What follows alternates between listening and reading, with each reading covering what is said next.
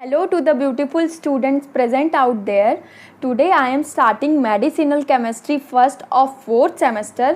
तो यहाँ पे मैंने कुछ पहले के कुछ टॉपिक्स को स्किप कर दिया है जो कि है इंट्रोडक्शन ऑफ मेडिसिनल केमिस्ट्री और history of medicinal chemistry, it's scope etcetera, क्योंकि ये सारे टॉपिक्स जो हैं वो एग्ज़ाम पॉइंट ऑफ व्यू से उतने इम्पॉर्टेंट नहीं हैं।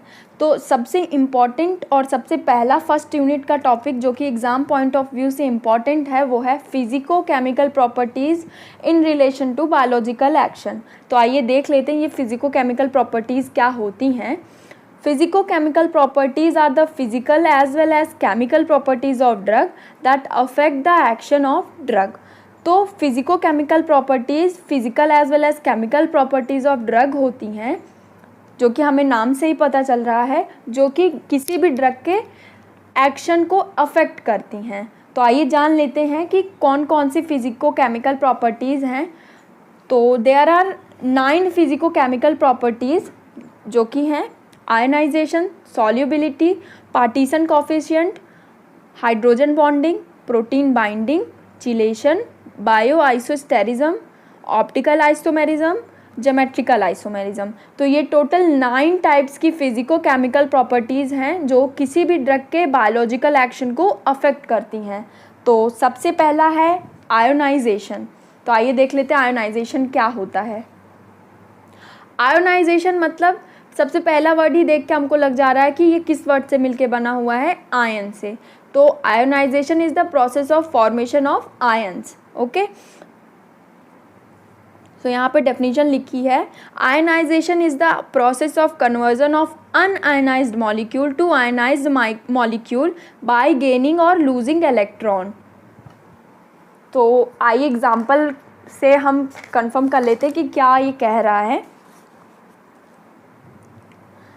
सपोज एक NaCl है, ये अनआयनाइज्ड फॉर्म में है क्योंकि इसके ऊपर ना तो कोई पॉजिटिव या ना ही कोई नेगेटिव चार्ज है, तो ये एक अनआयनाइज्ड फॉर्म है। और आयंस क्या होते हैं? बेसिकली आयंस वो होते हैं, ऐसी स्पीसीज होते हैं जिसके ऊपर या तो पॉजिटिव चार्ज हो या तो नेगेटिव चार्ज हो। सपोज अगर ये NaCl ब्रेक होगा तो Na+ में ब्रेक होगा और Cl- में ब्रेक होगा। तो Na+ जो है ये है एक कैटायन और Cl- है एनायन। Cl- यहाँ एनायन है। एनायन वो मोइटी होती है जो इलेक्ट्रॉन को गेन करती है और कैटायन वो मोइटी होती है जो इलेक्ट्रॉन को लूज करती है और पॉजिटिव चार्ज उसके ऊपर आ जाता है।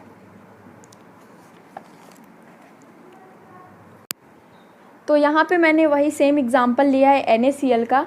NaCl एक अनआयनाइज्ड फॉर्म है जो कि जब एक्वस सॉल्यूशन में डिज़ोल्व की जाती है तो आयनाइज्ड फॉर्म में कन्वर्ट हो जाती है, Na+ आयन बन जाता है और Cl-। सेम ऐसे NaOH का भी एग्जांपल है। NaOH एक अनआयनाइज्ड फॉर्म है और जब ये एक्वस सॉल्यूशन में डिज़ोल्व किया जाता है तो Na+ और OH- आयनाइज्ड फॉर्म में कन्वर्ट हो जाता है। और जैसा मैंने बताया कि कोई भी मॉलिक्यूल अगर इलेक्ट्रॉन को लूज़ करता है तो पॉजिटिव चार्ज एक्वायर करता है और कोई भी मॉलिक्यूल अगर इलेक्ट्रॉन को गेन करता है तो वो नेगेटिव चार्ज को एक्वायर करता है। कोई भी जो ड्रग होती है वो या तो आयनाइज्ड फॉर्म में प्रेजेंट होती है या अनआयनाइज्ड फॉर्म में प्रेजेंट होती है। तो जो अनआयनाइज्ड फॉर्म होती है ड्रग की वो लाइपोफिलिक नेचर की होती है और आयनाइज्ड फॉर्म वो हाइड्रोफिलिक नेचर की होती है। मतलब अगर ये NaCl है तो ये अनआयनाइज्ड फॉर्म है तो ये लाइपोफिलिक होगी, मतलब लिपिड लविंग नेचर होगा इसका। और अगर यही जब ब्रेक होके अपने आयन के फॉर्म में कन्वर्ट हो जाएगी तो ये एक हाइड्रोफिलिक नेचर में कन्वर्ट हो जाएगी। ओके, तो ऐसे ही ड्रग का है कि अगर ड्रग जो है अनआयनाइज्ड फॉर्म में है तो वो लाइपोफिलिक नेचर दिखाएगी, बट अगर वो आयंस में कन्वर्ट हो जाएगी तो उसका नेचर हाइड्रोफिलिक नेचर हो जाएगा। तो जब ड्रग को इनटेक करते हैं तो drug should be unionized form, क्योंकि ड्रग को लाइपोफिलिक नेचर का होना है। जब एब्जॉर्प्शन होगा तो drug reaches to the blood and blood is hydrophilic, so drug should be ionized. मतलब जो एब्जॉर्प्शन होता है वो ब्लड में होता है, तो ब्लड का जो नेचर है वो हाइड्रोफिलिक है, तो हाइड्रोफिलिक नेचर है, इसका मतलब वाटर सल्यूबल होगा, तो इसलिए ड्रग जो है जब आयोनाइज्ड फॉर्म में प्रेजेंट होगी तो मोर सल्यूबल होगी, इसलिए एब्जॉर्प्शन के टाइम पे ड्रग को आयोनाइज्ड फॉर्म में प्रेजेंट होना चाहिए। And during distribution drug reaches to the cell membrane is lipophilic, so drug should be unionized. Okay, तो जो ड्रग है जब सेल्स तक पहुंचती है at the time of distribution, तो जो सेल्स होती है उसकी सेल वॉल या सेल मेम्ब्रेन जो बनी होती है, सेल वॉल नहीं होगा, सेल मेम्ब्रेन होगा। सेल मेम्ब्रेन लिपिड लेयर की बनी होती है जो कि लाइपोफिलिक नेचर शो करती है, तो इसलिए ड्रग को अनआयोनाइज्ड फॉर्म या तो लिपिड नेचर की होना चाहिए। Now the next topic is role of ionization in biological action। तो आइए देख लेते हैं कि आयोनाइजेशन का क्या रोल है बायोलॉजिकल एक्शन में। Ionization plays important role in pharmacokinetics which include absorption, distribution, metabolism, elimination of the drug. ऐसे पहले हमने डिस्कस कर लिया है कि अनआयोनाइज्ड फॉर्म जो होती है ड्रग की वो लाइपोफिलिक नेचर की होती है और आयोनाइज्ड फॉर्म जो होती है ड्रग की वो हाइड्रोफिलिक नेचर की होती है। Unionized drug form help to cross the cell membrane and ionized form is important for good solubility in water as well as blood।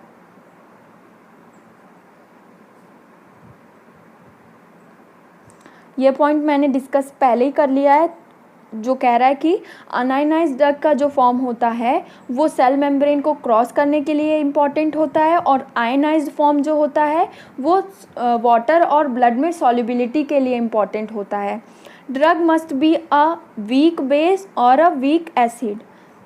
यहाँ मतलब क्या है कि ड्रग को या तो वीकली एसिड होना चाहिए या तो वीकली बेस होना चाहिए, स्ट्रॉन्ग एसिड या स्ट्रॉन्ग बेस नहीं होना चाहिए। और degree of ionization is represented by Henderson Hasselbalch equation which is given below. For acid it is pH is equal to pKa plus log ionized form upon unionized form. ये acid के लिए है और यही जो डिग्री ऑफ आयोनाइजेशन बेस के लिए अगर लिया जाएगा तो pH is equal to pKb plus log unionized upon ionized form. And last point is for best absorption and distribution of drug there should be balance between ionized and unionized form.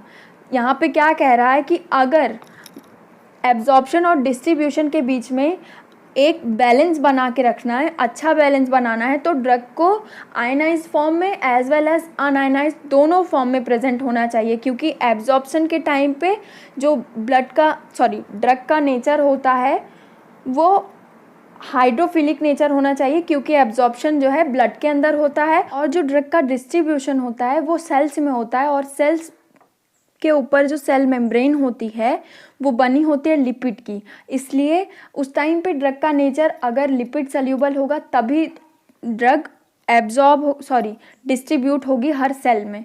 सो दोनों form ही ज़रूरी है। So that's it for the today's video. I hope आप सबको ये video पसंद आई हो। Thanks for watching.